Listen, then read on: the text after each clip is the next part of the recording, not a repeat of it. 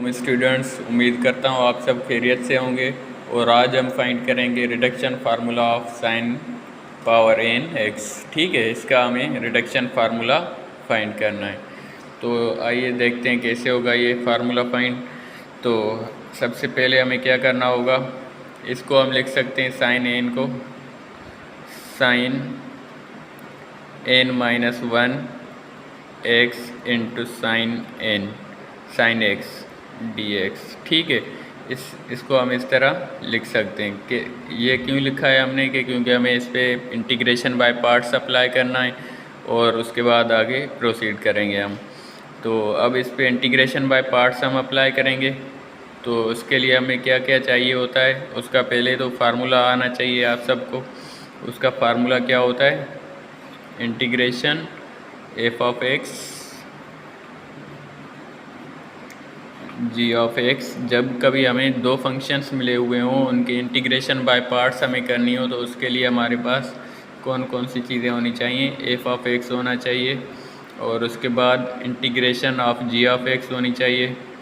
ठीक है, तो उसके बाद ये integration of g of x and then minus, और फिर क्या होता है हमारे पास इंटीग्रेशन और एफ डैश होना चाहिए हमारे पास, मतलब डेरिवेटिव होना चाहिए, और integration of g of x होनी चाहिए हमारे पास। ठीक है, g of x d x. ठीक है, तो इस तरह हमारे पास होना चाहिए ये। अच्छा, तो अब ये हमें कहाँ से मिलेंगे, इसमें से ही मिलेंगे। हम चूज़ करना है कौन सा एफ ऑफ एक्स लेना है, कौन सा जी ऑफ एक्स लेना है हमें। तो सबसे पहले हम एफ ऑफ एक्स लेते हैं। एफ ऑफ एक्स हमारा होगा is equal to sine n minus one x. ठीक है, ये हमारा एफ ऑफ एक्स है। तो इसका डेरिवेटिव हम फाइंड करेंगे, तो क्या होगा, एफ डैश ऑफ एक्स हो जाएगा, पावर रूल हम अप्लाई करते हैं इस पर, तो क्या होगा हमारा ये एन माइनस वन और ये हो जाएगा साइन एन माइनस टू, और उसके बाद इसका क्या हो जाएगा, पावर रूल मतलब पहले आउटर फंक्शन का लेते हैं, फिर उसके बाद इनर फंक्शन का लेते हैं हम। तो अब यहाँ से हो जाएगा कॉस एक्स। ठीक है, तो ये हमारे पास आ गया एफ डैश। अच्छा, ये भी हमें मिल गया। अब हमें कौन सी चीज़ की नीड है, integration of g of x find करनी है, क्योंकि हमें वो भी इस फार्मूला में रिक्वायर्ड है। ठीक है, तो integration of g of x हमारा कौन सा है, g of x will be sine x. ठीक है, तो साइन एक्स की इंटीग्रेशन क्या होती है आप सबको पता होगा, साइन एक्स की इंटीग्रेशन होती है माइनस कॉस एक्स। ठीक है, तो ये हमारे पास आ गए जो रिक्वायर्ड था। अब हम इस पर अप्लाई करते हैं इंटीग्रेशन बाय पार्ट्स। हमारे पास फार्मूला लिखा हुआ है ये, इसमें सिर्फ पुट करना है और आगे प्रोसीड करना है। ठीक है, तो आइए स्टार्ट करते हैं। सबसे पहले फार्मूला में हमें क्या पुट करना है, एफ ऑफ एक्स हमने क्या लिया हुआ है, साइन एन माइनस वन। ठीक है, तो यहाँ पे हम लिखेंगे sine n minus one x, और उसके बाद जी ऑफ एक्स हमें चाहिए, integration of g of x. वो हमने क्या फाइंड की है, कैपिटल जी ऑफ एक्स जो होता है वो हमारा है माइनस कॉस एक्स। ठीक है, तो माइनस हम यहाँ दे देते हैं और ये कॉस एक्स हो गया हमारा। उसके बाद रिडक्शन फार्मूला में आप चेक कर सकते हैं, यहाँ पे माइनस है तो हम भी यहाँ पे माइनस देंगे।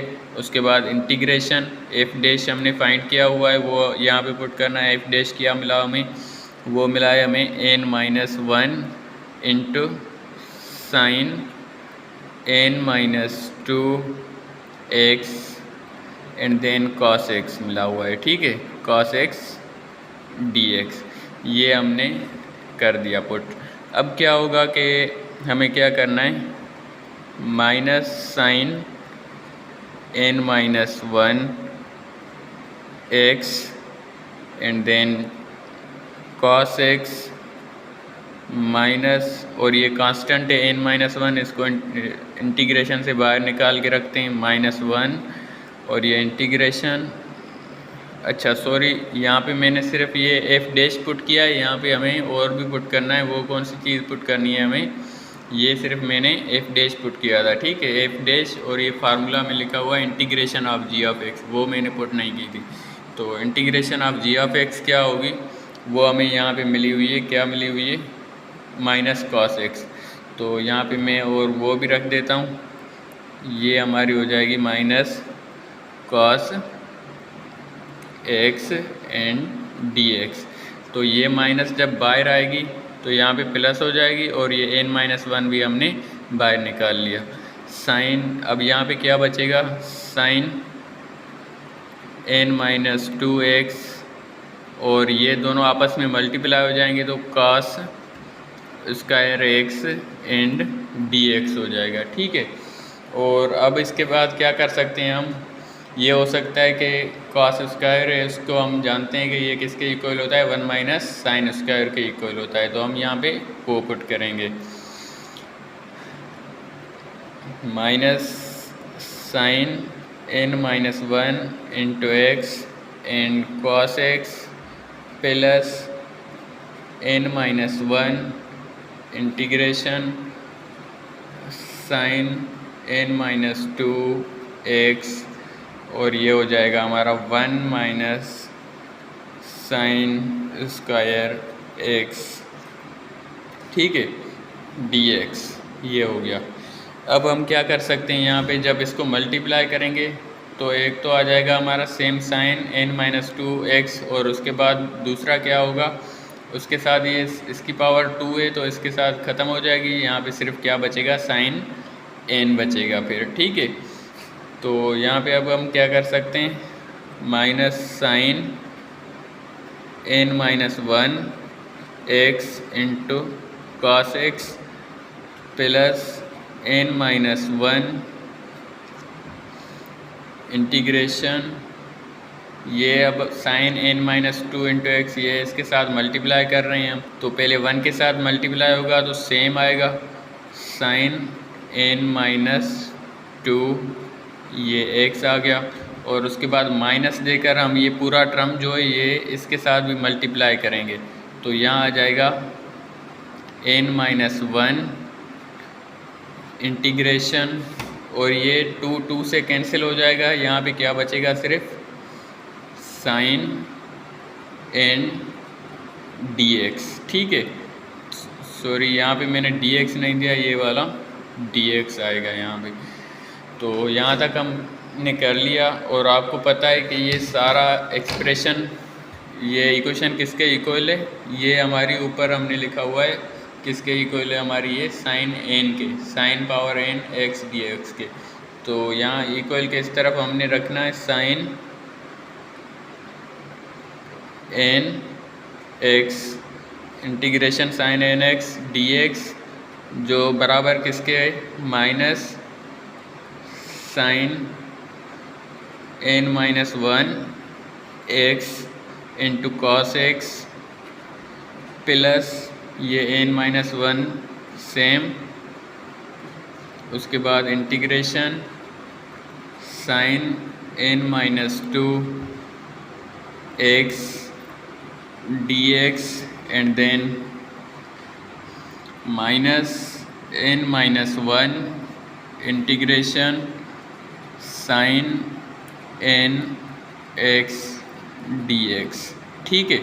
तो अब आप देख सकते हैं कि ये साइन पावर n dx किसके सेम यहाँ पर भी है और यहाँ इक्वल के इस तरफ भी है। तो ये दोनों पॉजिटिव होते तो दोनों ख़त्म हो जाते, लेकिन ये नेगेटिव है तो इस पूरे टर्म को हम क्या करेंगे, ये जो टर्म मिला हुआ है हमें इसको इस तरफ ले आएंगे, ठीक है।